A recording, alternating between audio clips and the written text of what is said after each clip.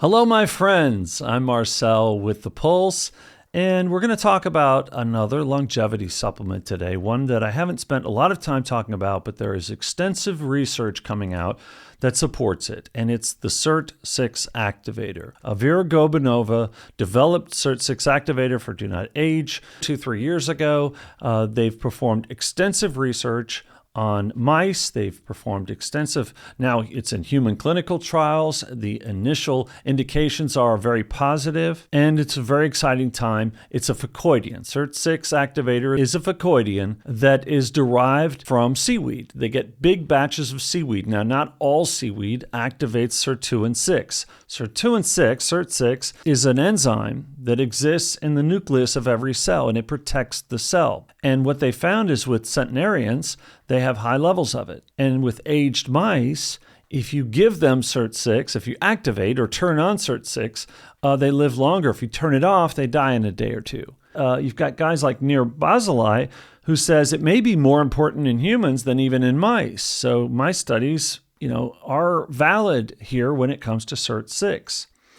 And then Chaim Cohen, who was a professor with Sirt Lab in Israel, has said it might be the most important longevity gene. And they're finding that you can treat cancer, Alzheimer's, liver disease, and kidney disease. So you've got multiple diseases that you can treat. Now, all this is great news. It's great news for you and I. It's great news for Vera Gorbanova. Certainly Do Not Age. Hats off, commend them for bringing it to market.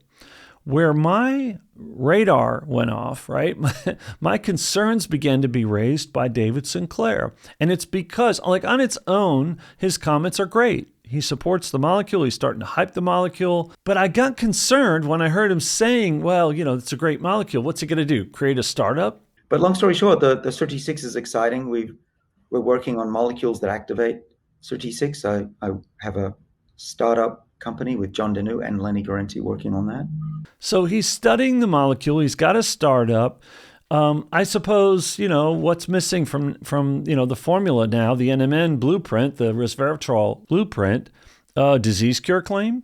And if we could activate Sirt6, we could improve metabolism, downregulate hyperinflammation, and even treat cancer. Okay, another piece of the puzzle there. David is at it again, right? This molecule has been researched extensively. It's already on the market. Vera Gorbanova, Nir Bazalai, Chaim Cohen.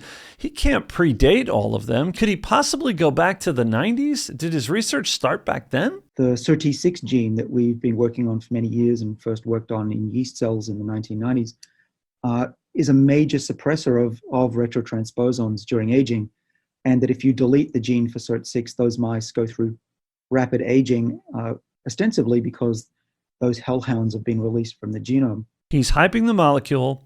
He's got a startup. He's making a disease cure claim, or at least a preliminary one, and his research dates back decades, predates everyone else.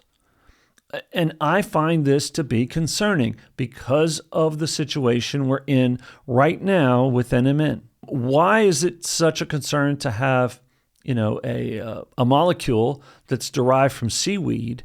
How could that possibly become an exclusive drug? Well, if NMN can become a drug as a natural occurring molecule in our food supply, then you have to be concerned that they could synthetically create seaweed or a phacoidian in the lab and create basically a drug as soon as they make, by definition, if they make a disease cure claim, if they create a synthetic form in the lab, it can meet the definition and they can make it a drug. And basically they could come out with the same letter and say it doesn't meet the definition of a supplement or no longer meets the definition of a supplement and you can't sell it anymore. That's the reality. That's what we're living in. And that's the danger of what we're living in. And the FDA has a race to market platform developed by DeShay, by Congress, and they've sided with the drug industry 100% of the time. So you have to have some concern here. Yes, there's a lot of optimism. It's very positive. It's very exciting. If anything, I'd run out and start taking Sirt6, right? The more we can sell, the better. Now, it's expensive right now. But if you don't think a drug will be expensive, you haven't bought drugs lately. Drugs will be prohibitively expensive. The supplement industry allows for competition. So I do believe other people, they'll have to name it something else because Do Not Age has a restricted trademark on the name Sirt6 Activator. Neither here nor there. You could call it any number of things. And certainly you could sell seaweed and you could test it for Sirt6 activation. Of course, you got to invest the money. What supplement company, based on what's going on with NMN, how many supplement companies are going to invest in testing phacoidians right now or any natural occurring substance? That's why the CEO of a $1 billion supplement company told me this past summer in Washington, he said, this is an existential threat to our business, to our industry. The NMN fight is an existential threat because I cannot invest in new molecules, new natural occurring molecules like a Sirt6, right? He can't invest in these things because it can be taken away by definition if this stands. If this ruling, this decision, this action by FDA stands, then everything's under threat. The entire industry can be taken apart. Now, let's go to that argument, okay? Drugs versus supplements. Why not make them all drugs? Many of you, fortunately not most of you, but many viewers have said, what's wrong? Just make them a drug. Done. Go buy it from the pharmacy. It'll be regulated. That'll be good. Well, with drugs, they pick a winner. They don't go to multiple companies. So one company will fill out the paperwork right, prove that they predate the research. Again, getting back to the David Sinclair basically can own this thing. And they're going to side with the drug company that fills out the paperwork and meets the dates first. Again, what's wrong with that? Well, you're not going to have competition. And competition benefits the consumers.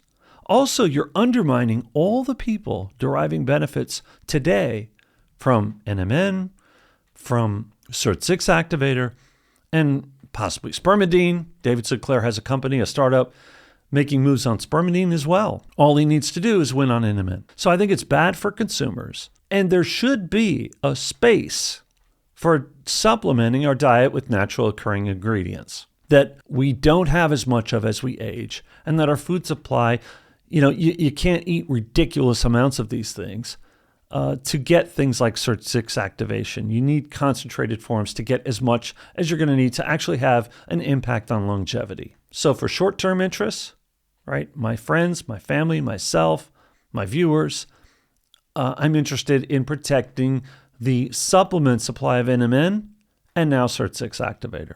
Yes, you could make it a drug, but in the process, you're going to make a really, really messy approach, and you're going to stifle innovation of other supplements.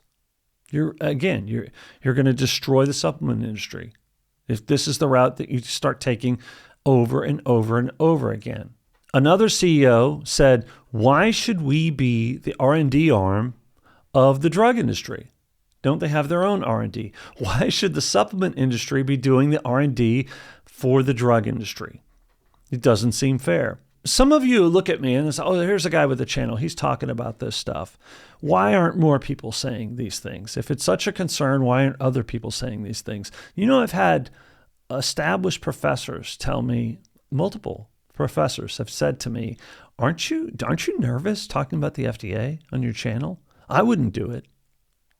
I mean, people are afraid to speak out against Sinclair, the FDA, the drug industry. That sounds like a conspiracy theorist. People have looked me in the eye and said, I wouldn't do it. I'm afraid. These are doctors, practicing doctors that are telling their patients to take NMN, but they're afraid to speak out against the FDA. They'll talk about NMN, certainly, and they do, but they don't want to speak out against Sinclair and the FDA. Drug industry, no, they're not. And so that's one aspect of it, right? And then there are the legal ramifications. What's going on behind the scenes? The phone calls that are being made that I'm hearing about, right? I'm not going to get into specifics, but there is communication, two-way communication between the FDA and the supplement industry about NMN and constantly other supplements.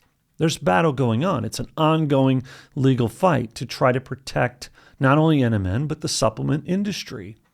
And so I think executives are more inclined to pick up the phone or send me an email and feed me some information, which I've passed on to you, and leave their names out of it because they don't also want to be targets for whatever. They'll, what'll the FDA do? They have teams of people that sit there and go over supplement websites and look for disease cure claims. They literally do. This is a true story. This is a real thing. And they go and they send them letters and warnings and in some cases even shut them down. Some companies have had, big established companies have had to change their names. They've removed things, scrubbed their websites. One of them got their funds frozen for one supplement recently. So there are real fears. I got maybe not fearful, but a little bit frustrated when YouTube last year started punishing, and I still think they're punishing my video views. I don't think I'm getting the reach that my click-through rate would get me in other cases. Early on, I was like 6-7% click-through rate, and I was getting hundreds of thousands of views. Then I went to 10 to 12%, and I got millions of views. And then something happened last year. Right when I went to Washington and the battle was peaking, something happened.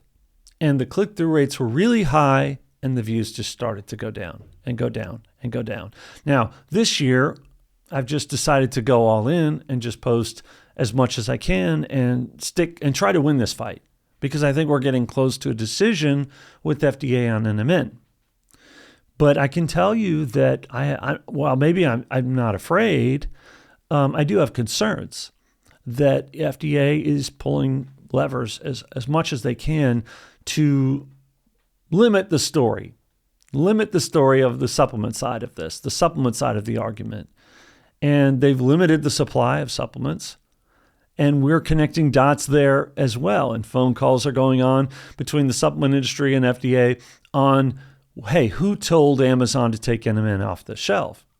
Right? If you've taken no action, why is it off the shelf?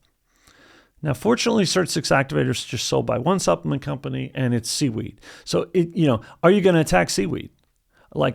Well, you're going to have to convince China that they can't sell seaweed.